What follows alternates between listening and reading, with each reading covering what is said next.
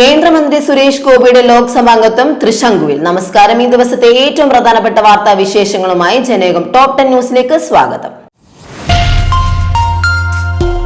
തെരഞ്ഞെടുപ്പ് പ്രചാരണത്തിന് മതചിഹ്നം ഉപയോഗിച്ച കേസിൽ കേന്ദ്രമന്ത്രി സുരേഷ് ഗോപിയുടെ ലോക്സഭാ അംഗത്വം റദ്ദാക്കണമെന്ന ഹർജി നിലനിൽക്കുമെന്ന് ഹൈക്കോടതി. ഹർജി തള്ളണമെന്ന സുരേഷ് ഗോപിയുടെ വാദം കോടതി അംഗീകരിച്ചില്ല. തെരഞ്ഞെടുപ്പ് പ്രചാരണ വേളയിൽ മതപരമായ ചിഹ്നങ്ങളും വികാരങ്ങളും വോട്ടർമാരെ സ്വാധീനിക്കാൻ ഉപയോഗിച്ചു എന്നതാണ് ഹർജിയിലെ പ്രധാന ആരോപണം. ഇത് ജനാധിപത്യ നിയമത്തിന്റെ ലംഘനമാണെന്ന് ഹർജിക്കാരൻ വാദിക്കുന്നു. രാജ്യത്ത് പ്രീമിയം ഇന്ധനങ്ങൾക്ക് വില വർദ്ധിച്ചു. ഇന്ത്യൻ ഓയിൽ കോർപ്പറേഷന്റെ പ്രീമിയം പെട്രോൾ, ഡീസൽ വകഭേദങ്ങൾക്കും വിമാന ഇന്ധനത്തിനുമാണ് ഇപ്പോൾ വില കൂടിയിരിക്കുന്നത്. ഉയർന്ന ഗുണമേന്മയുള്ള XP പെട്രോളിയം ലിമിറ്റിന് 11 രൂപയാണ് വർദ്ധിച്ചത്. ഇതോടെ ഡൽഹിയിൽ 149 രൂപയായിരുന്ന പെട്രോൾ വില 160 രൂപയിലെത്തി. പ്രീമിയം ഡീസൽ വകഭേദമായ എക്സ്ട്രാ ഗ്രീനിന് ലിറ്ററിന് 1.50 രൂപ വർദ്ധിച്ച് 92.99 രൂപയായി. രാജ്യത്ത് വിമാന ഇന്ധന വില കുത്തനെ കൂട്ടി. ഇരട്ടിയിലധികമാണ് വർധനയുണ്ടായിരിക്കുന്നത്. ചരിത്രത്തിൽ ആദ്യമായി വിമാന ഇന്ധന വില കിലോ ലിറ്ററിന് 2 ലക്ഷം കവിഞ്ഞു. 2.7 ലക്ഷം രൂപയാണ് ഇന്നത്തെ വില. പശ്ചിമേഷ്യ സംഘർഷമാണ് വൻതോതിൽ വില കൂടാൻ കാരണം. ഡൽഹിയിൽ കിലോ ലിറ്ററിന് 96,638 രൂപയായിരുന്ന വില ഇപ്പോൾ 2,07,342 രൂപയാണ്.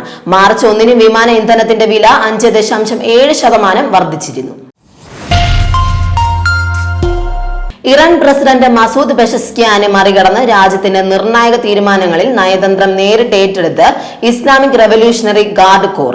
പുതിയ ഇന്റലിജൻസ് മന്ത്രിയെ നിയമിക്കാനുള്ള അദ്ദേഹത്തിന്റെ ശ്രമം IRGC ചീഫ് അഹമ്മദ് വാഹിദി നേരിട്ട് ഇടപെട്ട് തടഞ്ഞു. യുദ്ധസമാനമായ സാഹചര്യത്തിൽ സുപ്രധാന പദവികൾ തങ്ങളുടെ കീഴിലായിരിക്കണമെന്നാണ് ഗാർഡ്സിന്റെ നിലപാട്. പുതിയ സുപ്രീം ലീഡർ മുസ്തഫ ഖമനേയിക്ക് ചുറ്റും IRGC കടുത്ത സുരക്ഷാ വലയം തീർത്തിരിക്കുകയാണ്.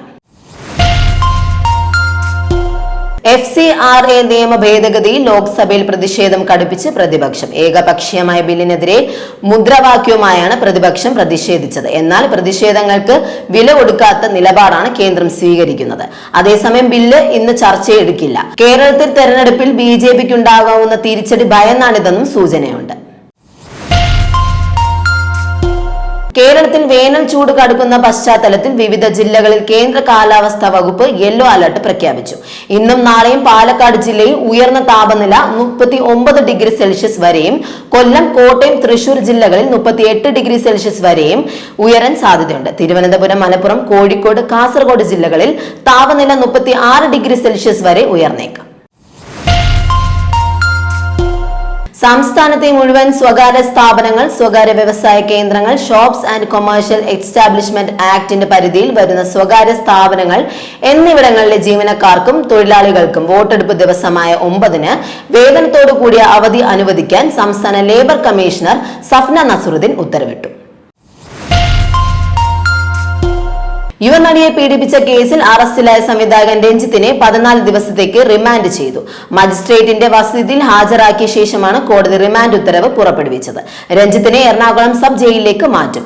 അറസ്റ്റിന് പിന്നാലെ ദേഹാസ്വാസ്ഥ്യം അനുഭവപ്പെട്ടതിനെ തുടർന്ന് രഞ്ജിത്തിനെ ആശുപത്രിയിൽ പ്രവേശിപ്പിച്ചിരുന്നു. സംസ്ഥാനം കടക്കണിയിലല്ലെന്നും 4006 കോടി ബാലൻസ് ട്രഷറിയിൽ ഉള്ളപ്പോഴാണ് ഈ സർക്കാരിന്റെ കാലാവധി കഴിയുന്നതെന്നും ധനമന്ത്രി KN ബാലഗോപാൽ.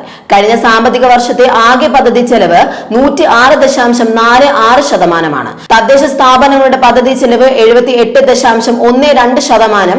തെരഞ്ഞെടുപ്പ് കമ്മീഷന്റെ അനുമതി ലഭിച്ചാൽ 20% തുക കൂടി നൽകുമെന്നും അദ്ദേഹം പറഞ്ഞു. തെരഞ്ഞെടുപ്പിനോടനുബന്ധിച്ച് വൻ ഓഫർ പ്രഖ്യാപിച്ച് സപ്ലൈകോ. ഏപ്രിൽ 9-ന് നടക്കുന്ന ജനാധിപത്യത്തിന്റെ ഉത്സവത്തിൽ പങ്കാളികളാവുന്നവർക്ക് 1 കിലോ പുട്ടുപൊടി 1 രൂപയ്ക്ക് ലഭിക്കുന്നതാണ് പുതിയ ഓഫർ. ഇതിനായി 1000 രൂപയ്ക്ക് മുകളിൽ സബ്സിഡി ഇതര സാധനങ്ങൾ വാങ്ങിയാൽ മാത്രം മതിയാകും. ഈ ഓഫർ ഏപ്രിൽ 10-11 തീയതികളിൽ സപ്ലൈകോ വിൽപ്പനശാലകളിൽ ലഭിക്കുമെന്നാണ് അറിയിച്ചത്. ജനയുഗം ടോപ് 10 ന്യൂസിലൂടെ വീണ്ടും കാണാം. കൂടുതൽ വാർത്തകൾക്കും വിശേഷങ്ങൾക്കുമായി ജനയുഗം വെബ്സൈറ്റ്, YouTube ചാനലുകൾ സന്ദർശിക്കുക.